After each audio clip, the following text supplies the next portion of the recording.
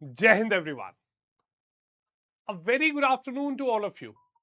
And today I welcome each one of you here in this new session of my Smart Indian Polity NCERT series, wherein today I'll be taking the fourth unit of class 6th NCERT.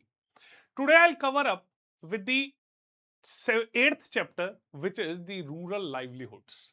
So a very good afternoon to all of you. I hope all of you are doing great. I hope all of you, whosoever are targeting examinations, are able to correlate your preparation with this NCERT concepts and why these concepts are very important to be understood before you directly dive into higher level resources or higher level preparation. Okay. So on this note, I shall start off with this topic. Okay. Now in this topic, we will be going ahead with this chapter which says rural livelihoods. Okay. Now, this topic of rural livelihood, why it is important for you to understand. Okay. So, first and foremost, before jumping onto this topic, okay, first of all, let me tell you the relevance of this topic. Okay. Even before I had started off with this series, I have I have always told you that NCERTs, they form the basis of your concept. And these class 6th, 7th, 8th NCERTs may not be very relevant for your prelims perspective, but are highly relevant for your mains perspective. Clear? Now, when we start off with this discussion, okay, now how come this topic becomes important for your UPSC exam? Clear? Very good afternoon to Pranav Patel. Good afternoon, Pranav. Okay, so do let me know, am I audible loud and clear? Bataiye bhai. Am I audible loud and clear? Do let me know in the comment section. Now, when I talk about this topic of rural livelihoods, this is a very, very foundational topic. Okay. Previous topics, we had been able to correlate those topics with governance. We had been able to correlate those topics with paper 2, GS2. Okay.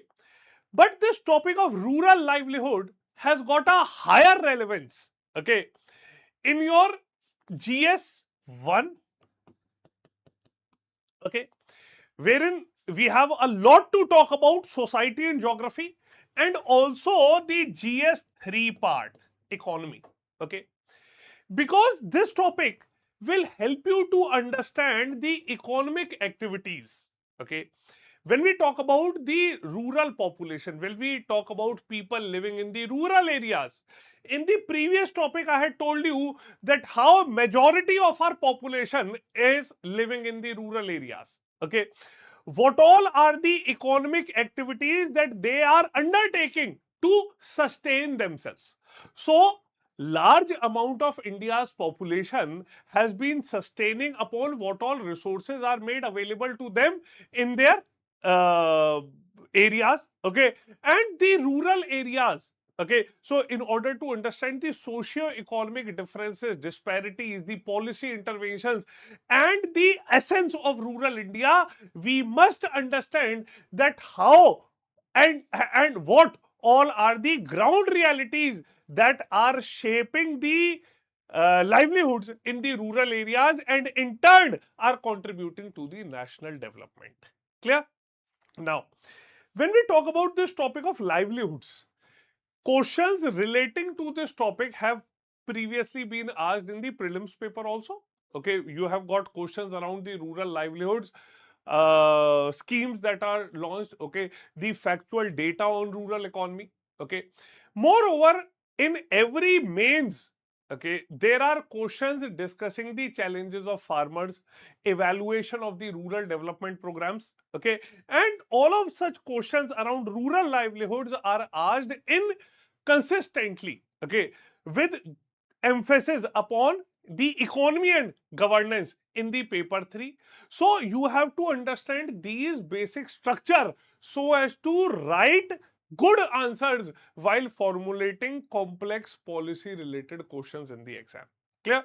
So, as I had told you about my previous topic also, this topic has got has been asked around 13-14 times in last 5 years. Clear? So this again becomes very important, and this is a must that all of you should understand.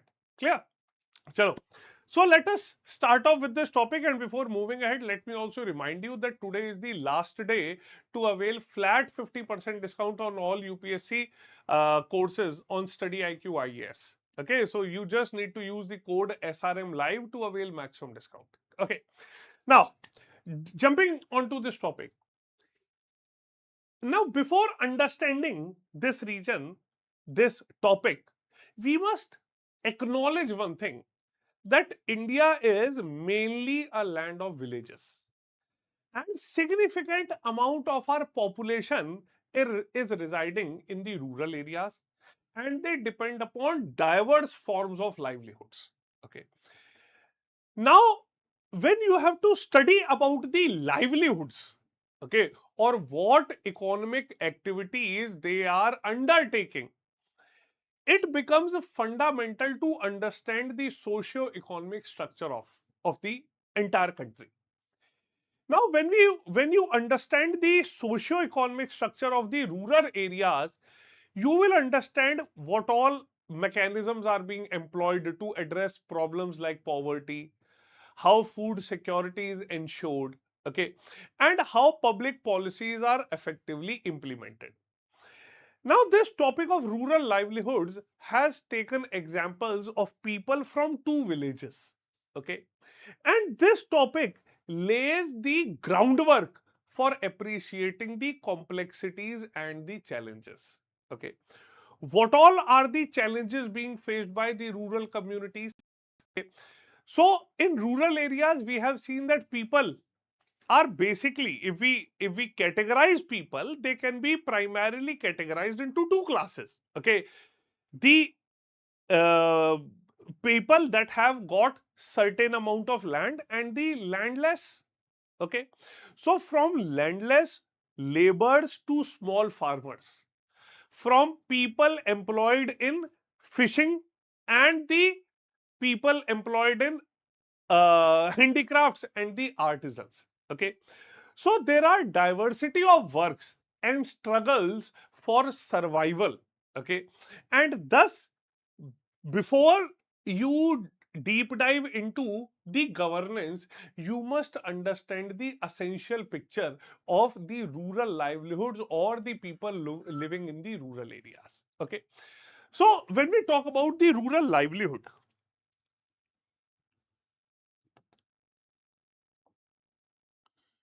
when we talk about the rural livelihood, okay, in rural livelihood, we have got people who are engaged in the agricultural activities. Okay, people engaged in agricultural activities.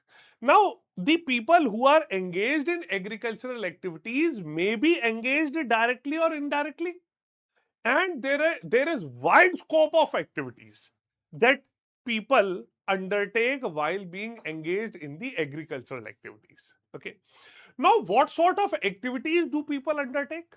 People are engaged in cultivation. Okay, people are engaged in animal husbandry. Okay, and thus this agricultural livelihood also oscillates in between various categories. Okay, like the land ownership, the access to the resources, and also the cropping patterns that have been set up. Okay, now in this agricultural activities, we have got the landless laborers. Okay, we have got the small farmers. Clear? Landless laborers. So these are those individuals who do not have land of their own, and they work upon the farms owned by others. Clear? These are oftenly daily wage laborers, and they are very much vulnerable because their employment is seasonal. Their wages are fluctuating, and there are probably no sources of social security for these people. Now, these landless laborers, they do not have a regular income.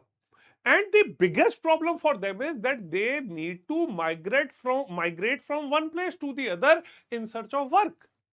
Now, the demand of their labor is very high during the season of only sowing and harvesting. Otherwise, they are without any work, they are unemployed. The second category of small farmers, they typically own very small pieces of land. Okay, 1 hectare, half hectare, 2 hectare, that is max they have. Okay, and they basically cultivate crops for their own consumption. Okay, and these farmers have got very less to sell and to have some surplus. Now, these small farmers, they are traditionally relying upon the traditional methods of farming, and they always face challenges due to lack of irrigation, complete dependence upon the monsoon, and often they do not have credit to effi- efficiently improve their farming. Okay, now many small farmers, they also, in order to have extra money, they also work as laborers on the larger farms to just support their income. Clear? Now, the next category of laborers that come are basically, the farmers that come are basically the medium and large farmers. Clear? Now, these farmers, they own relatively good amount of land. Okay, and they have better access to the resources and facilities available. Okay, they are able to cultivate crops for the commercial use also, commercial markets also. They are able to employ laborers also, and they are generally more financially secure. Clear? Now, since they are financially secure, they have a higher bargaining power for their produce, and thus they are also able to get credit. Okay. Now, why I'm regularly talking about credit for the livelihoods of the farmers? Because farming is a seasonal work for them. Clear? Next, we do have the other category, that is the sharecroppers. Now, in this sharecropping, okay, a farmer who cultivates upon the land that is owned by another person. Okay, and a share of harvest is given to the owner as the rent. Now, this form of arrangement is relatively seen in land ownerships, okay, where tenancy laws are relatively weaker. Clear? So, we can see that these people are primarily into agricultural activities. Okay, along with this, people are also engaged in animal husbandry. Okay, they rear livestock. Okay, livestock animals like the cattle, goats, sheep. Okay, other poultry things, draught animals. Clear?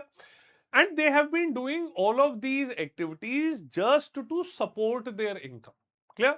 And this animal husbandry is again undertaken by relatively landless or the small farmers. Clear? So there are various challenges that these people meet. As I have previously told you, they have problems due to dependence upon monsoon. They have problem due to taking credit from the market. Okay, the people who own the larger lands, they often exploit these people.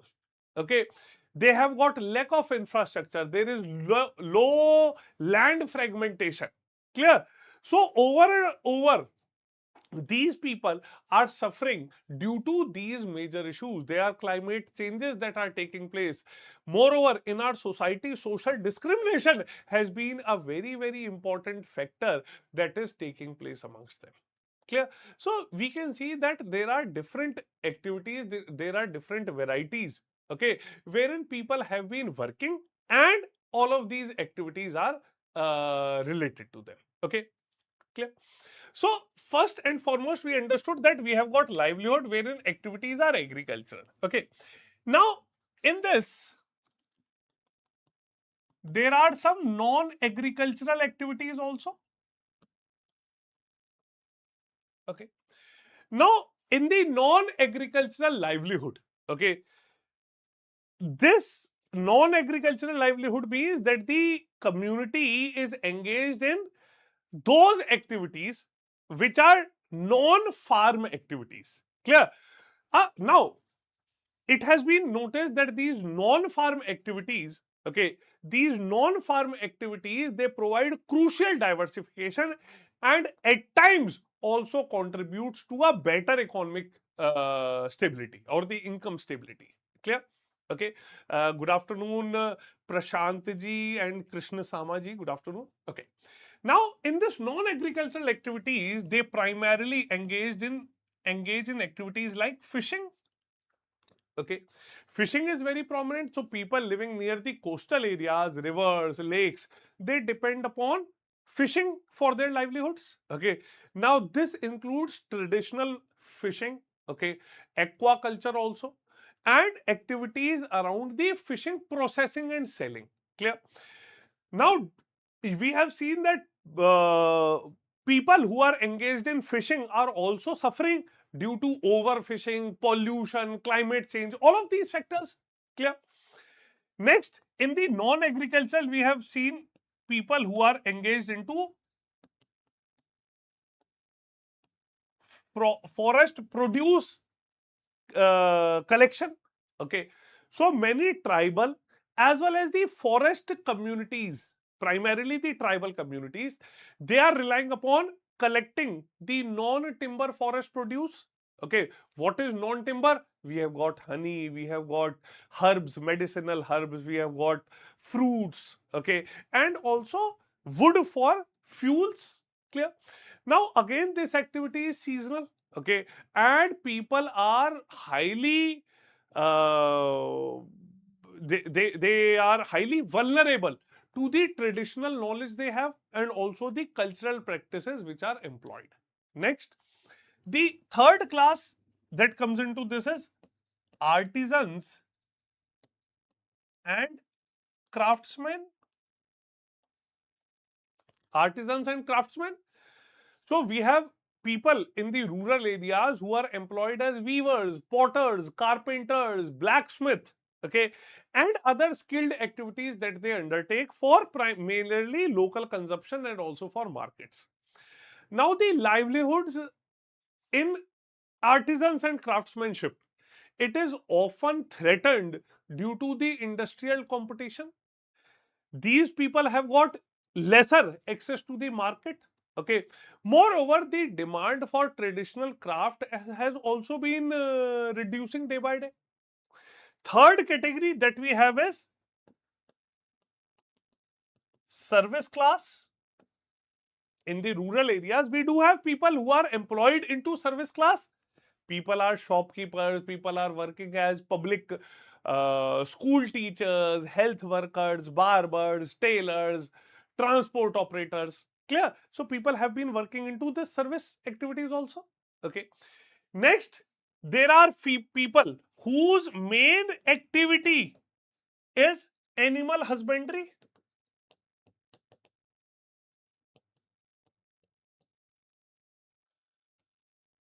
Okay, their main activity is animal husbandry. So they have been rearing livestock full time. Okay, and this is essentially activities which are undertaken by the livelihood as to supplement things, because again, this is something that does not provide you with stability. Clear? Now, all of these things, we have seen agricultural livelihoods, we have seen non-agricultural livelihoods, we have seen the challenges which are faced by them. So we can understand that in the case of rural livelihood,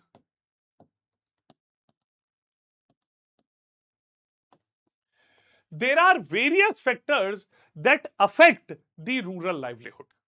And in all of these, first is the natural factors. Natural factors. Okay. Then along with the natural factors, the next factor that makes them more vulnerable is their access to the markets. Okay, so again, the economic factors make things difficult for these people living in the rural areas. Okay, other thing that comes up is the socio-cultural and the socio-religious factors. Clear? Socio-cultural, socio-religious factor, caste system, gender roles, traditional practices, support of the society, support of the community again becomes very important, and this is something that makes them more vulnerable. And the other factor that comes up is the support from the government. Okay, the government policy. Clear? So we must understand. Okay, now I have given you a complete gist of this topic. Okay, so before moving into this topic, I have provided you with a gist of this topic as to what this topic will discuss. Okay, as to what this topic tries to teach us. Clear? Now, in this topic, okay, in this session, we will essentially take up examples of each. Okay, we will take up examples of each and how all of these activities are contributing towards the livelihoods of the people living in the rural areas. Clear? Chaliye. Now, starting off with this session, I hope all of you would have understood these factors. Okay, these are the factors around which your entire understanding of this topic is based. Okay, now when we start off with this, first and foremost, we take an example of the Kalpattu village. Now, this Kalpattu village is essentially a village in the Tamil Nadu region. Okay, very near to the sea coast. Okay, now people in this village. Okay, now people in this village are primarily engaged. Okay, into many kinds of work. Okay, again, in this village also people are there who are participating primarily in the non-farm activities. Okay, clear? Now, since we have sea coast prominent, okay, so non-farm activities will play an important role. Okay, so people have been engaged in making the baskets, okay, utensils, pots, bricks, bullock carts, etc. There are many people who provide services like the blacksmith, nurse, teachers, washermen, weavers. Okay, and there are also many shopkeepers, traders in the main market who have been doing so. Clear? So, variety of services are being provided. Okay. Moreover, this village is surrounded by low hill areas also. Paddy is the main crop that is grown in the irrigated lands in the region, and most of the families earn a living through agriculture. This village has got some coconut grave around also. Okay, cotton, sugarcane, and plantain are also grown, and there are mango orchards also in this region. So let us take an example as to how people who work in the field in Kalpattu, and let us see that how uh, what farming contributes to them. Okay. Now this topic takes an example of a lady named Tulsi. Okay. Now Tulsi and many others work in the land of Ramalingam. Now, Ramalingam has 20 acres of land, 20 acres of paddy field in Kalpattu. And even before uh, everyone was of early ages, people have been working here. Now, how do people work in fields of others? Now, Tulsi, along with others, okay, works from 8:30 a.m. to 4:30 in the evening. Okay, and they are supervised by the family members of Ramalingam who owns the land. Clear? Now, these farmers, these laborers who have been working here, okay, there is limited period when they find regular work. Okay, what sort of work they do is first and foremost is transplantation. Okay, now Ramalingam employs laborers on their land for transplantation of paddy. Once the plants have grown, Ramalingam calls them again for weeding purposes and then finally for harvesting. Now, laborers have been working there, okay, and Ramlingam pays them rupees 40 a day. Now, I hope you are able to understand that for them, even though this seasonal employment is providing some sort of assurance because they have been loyal to Ramlingam, okay, even when Ramlingam is paying them less, still they have the assurance from Ramlingam because they are regularly working for them. Okay. Now, even though they know that they are getting less here, okay, but there is no need for them to go into the other areas and look for job. Okay, because they are loyal to Ramlingam and thus Ramlingam calls them. Now, Tulsi's husband Raman is also a labor. Now, they are landless laborers.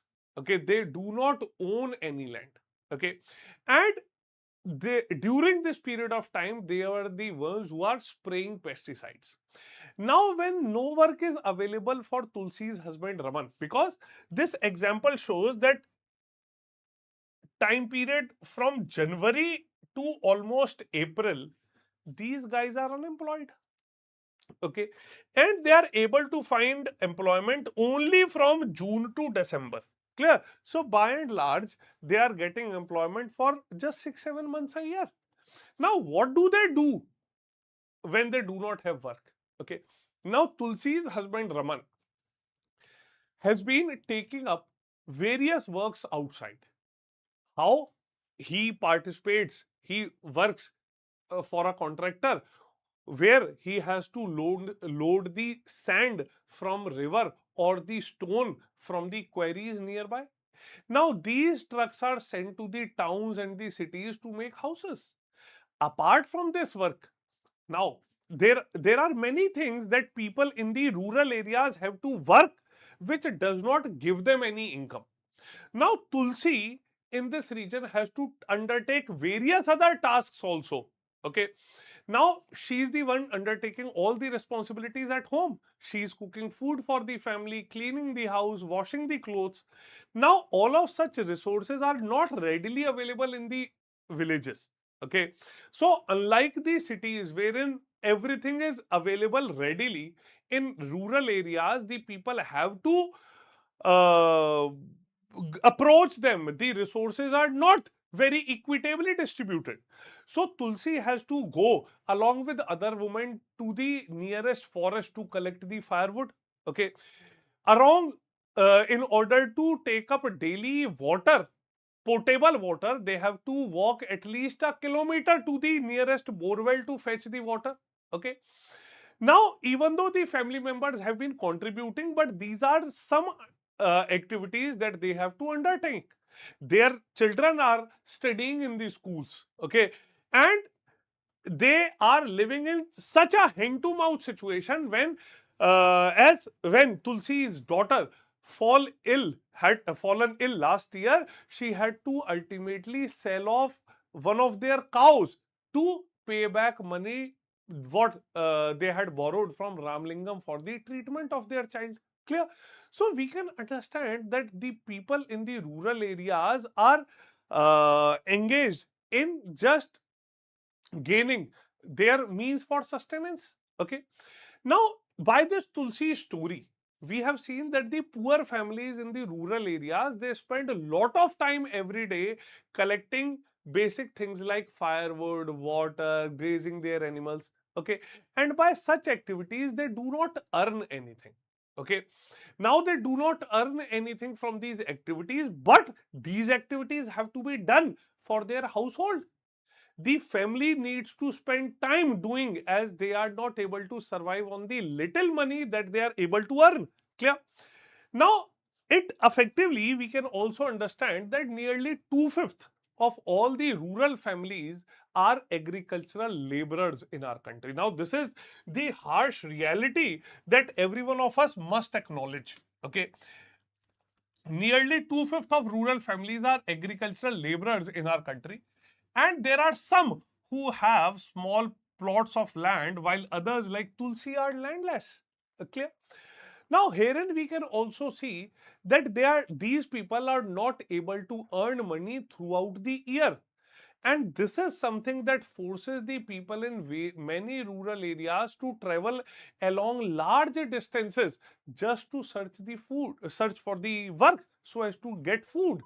Now, this traveling to larger places, migration, it also takes place during particular seasons. Clear? Now, we will take an example of Shekhar. Previously, we had an example of landless labor employed in the agricultural work. Clear? Now, Shekhar has to carry the paddy to the house. Okay. And their family, Shekhar's family, has just finished. Okay. Shekhar's family has just finished harvesting the field. Clear?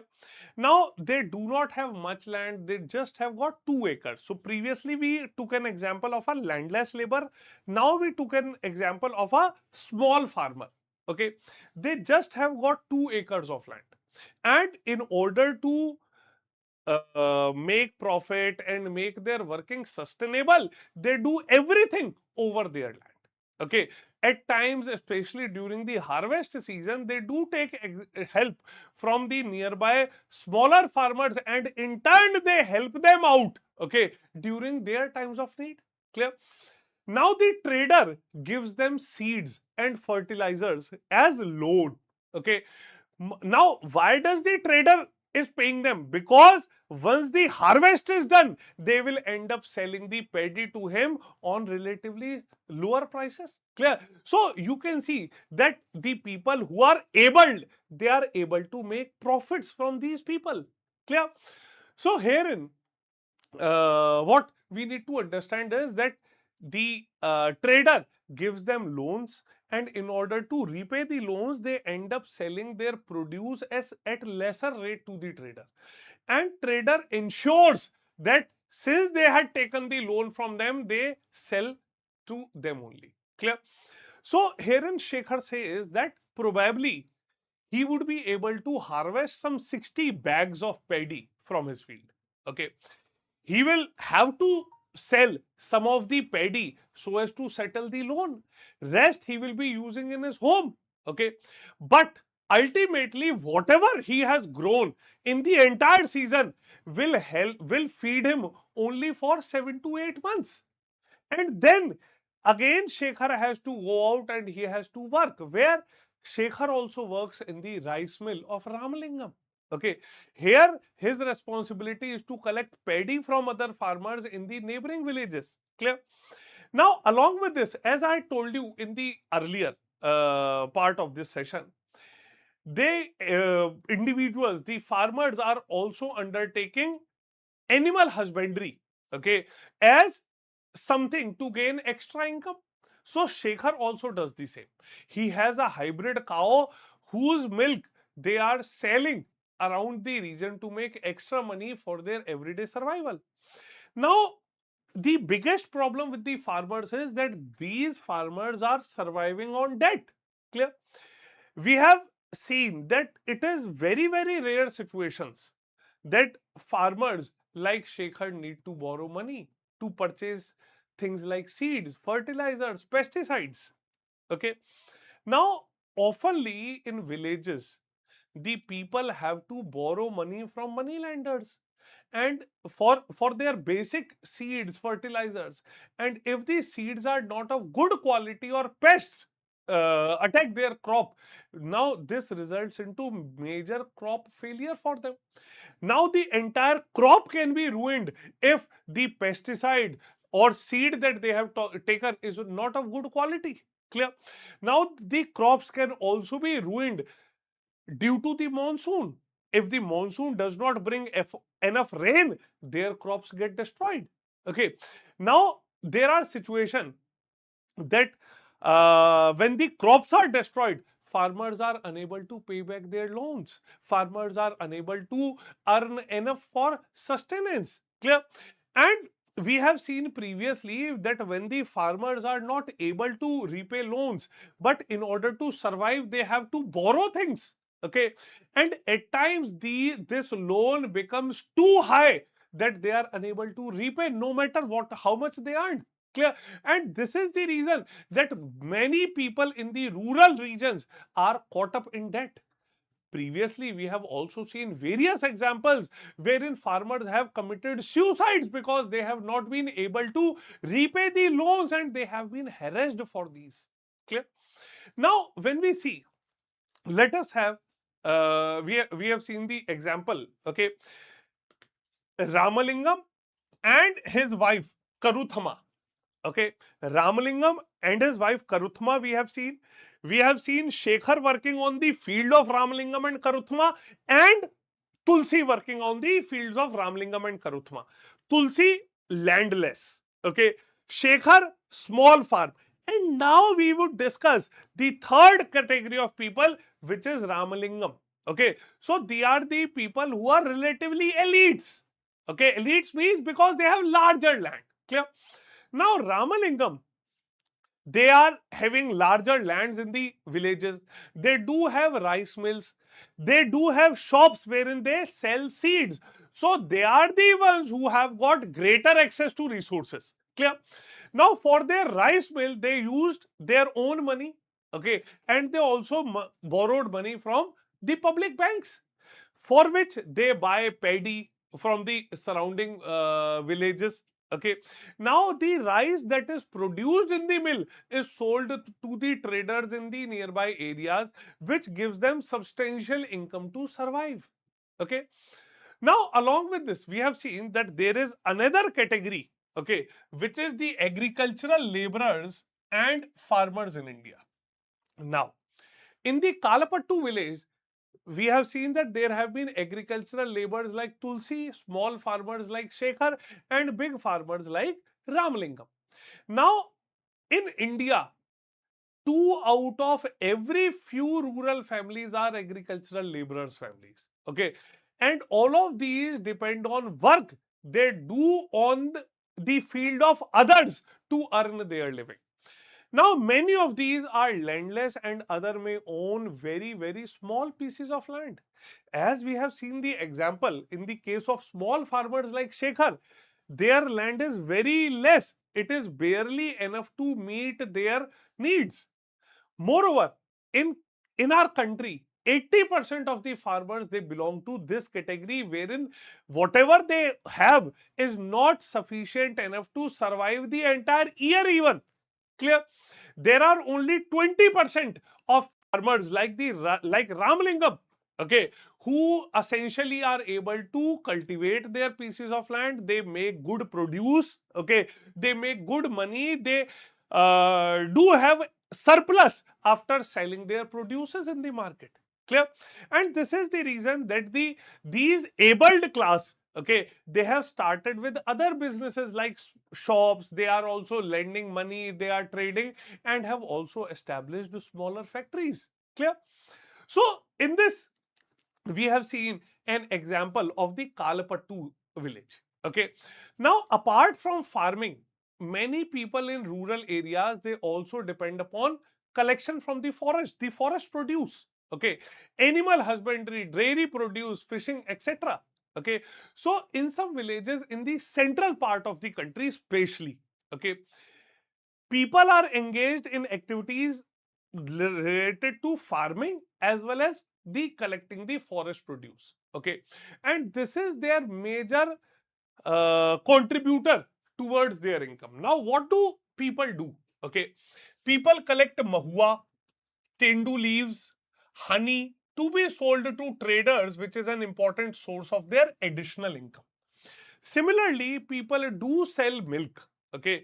Similarly, we have seen that people they do sell milk. Okay, and in this region, okay, people are selling milk to the cooperative society or they take milk to the nearby town where they sell and they make more money. Along with this, we have got people, okay, who are engaged in fishing activities. Okay, Now this topic takes up another example of a fishing family. Okay, Aruna and Parivelam. Now, Aruna and Parivelam, they are living in a village called Pudupet, which is closer to Kalpattu. Now, people in this region, they earn their living by fishing. Now, their houses are close to sea, and they would find rows of catamarans, basically smaller boats, okay, and nets lying around the same region. Now, about 7 o'clock in the morning, the activities around the beach start. Okay. Now, this is the time when these smaller boats, they return with their catch. Yes, Mahua mining. Bilkul. Yes, Pranav, you have been finding it correctly. Now, many of you would be able to correlate with these activities in the rural areas. Okay. Now, what do people in the fishing areas do? They go early into the sea, they catch fishes, they come back by early time period like 7 8 in the morning. Okay, and this is the time when then they go to the market. Okay, and they then buy and sell the fishes. Clear? Now in this situation, Parivelan essentially is working. Okay, Parivelan is working. Parivelan works along with the along with his wife Aruna's brother and Aruna's brother-in-law. Okay, now at times they are very worried. Okay, they all go to the sea together. Okay, and at times the sea is also rough. There are storm. Okay, and these people, after catching fish, after selling them into the market, they have to keep something for their family also, which they relatively auction in the last to make some extra money. Clear? Now, whatever money these people make, okay, they first divide the money. As in this situation, three people are going through one boat, okay. Then the entire money that they earned by selling fishes is divided into four classes, okay. Three people, three families, plus one maintenance of the equipment. Now the catamaran, the boat, is owned by Parivelan. So he is the one who gets the fourth share. Clear? Now, in this situation, we have seen that it is oftenly the women going to the market wherein they are selling the fishes. They do carry them. Okay. And by the time they all sell it off, by the time they come back in the evening, because they have to earn, they have to buy products for themselves also. Okay, now by evening they would again start working, they would start untangling their nets, they would start repairing their nets, because early morning again they have to go. Clear? So they go to the seas early in the morning. Okay, and then again, due to their access to the resources and what all equipment they have, they are in a situation wherein they can get better things. Clear? So by and large, we have understood that this entire rural livelihood, okay, people are working in various ways to earn a livelihood for themselves. Some are working on the farms, okay, some are involved in the operations, some are preparing for their land, and many other activities. Clear? So ultimately, we have to understand one thing, that in the rural livelihoods, okay, people are majorly dependent upon nature. Okay, so their life depends upon around seasons. Okay, people are busy during the sowing and harvesting, and the other parts of the year they have got lesser work. Rural people in different regions of the country, they grow different crops. Okay, and they find it difficult, okay, to basically sustain throughout the year on whatever they have been doing. Clear? So we have seen that in the rural livelihood, people are facing similar situations and similar problems. Okay, and the biggest question mark that comes before them is how they would survive or earn, okay, upon what they cultivate, because majority of them are working as laborers. Okay, most farmers are growing for their earning as well as for their requirements. Okay, people are in a situation of debt, they have to sell things to the traders. So from survival to borrowing, there are various issues that are being faced by them. Clear? So in this session, we had seen how people, how different classes of people, how different categories of people are surviving in the village due to various activities. Clear? Okay. I hope all of you would have understood that how the people are earning their livelihoods in the rural region, rural areas, and how effectively they have been facing various issues. Clear? Okay. So do let me know. Please do let me know in case you have got any doubt. Okay. And along with this, do remember that today is the last day to avail flat 50% discount on all StudyIQ UPSC courses. You just need to use the code SRM Live to avail maximum discount. Now, all of these courses are based upon the SMART model of preparation. Okay. And this is your best bet to start your preparation. Clear? Okay. Now, StudyIQ IAS also offers complete English language batches. Okay, for your GS foundation. Okay. Do not forget to gain access to my Telegram channel. Okay, Sharad Mudgal underscore StudyIQ, because I do share all the annotated PDFs on my Telegram channel. Okay, so these PDFs will help you undertake all the activities from the NCERT books as well as what all concepts I have been sharing with you. Clear? Chaliye. Now, in this session, we have seen various things. We have seen various classes. We have seen various challenges. Okay. Now, can you all tell me a few government initiatives or the rural development schemes? बताइए. Can you guys share some rural development initiatives of the government?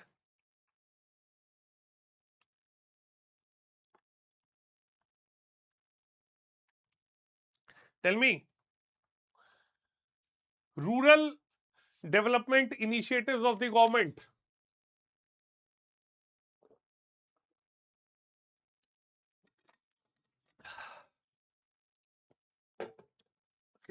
So you can anytime see why government has been coming up with various rural development schemes. Okay, previously we have scheme like Narega.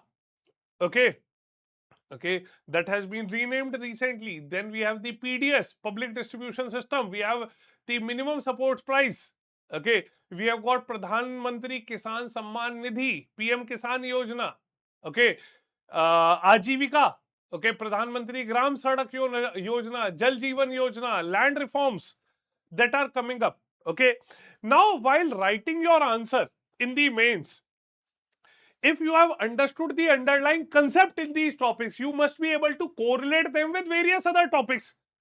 Now, Panchayati Raj institutions and the role of Panchayati Raj institutions also should be discussed while we are writing our answers around the rural livelihood. Clear?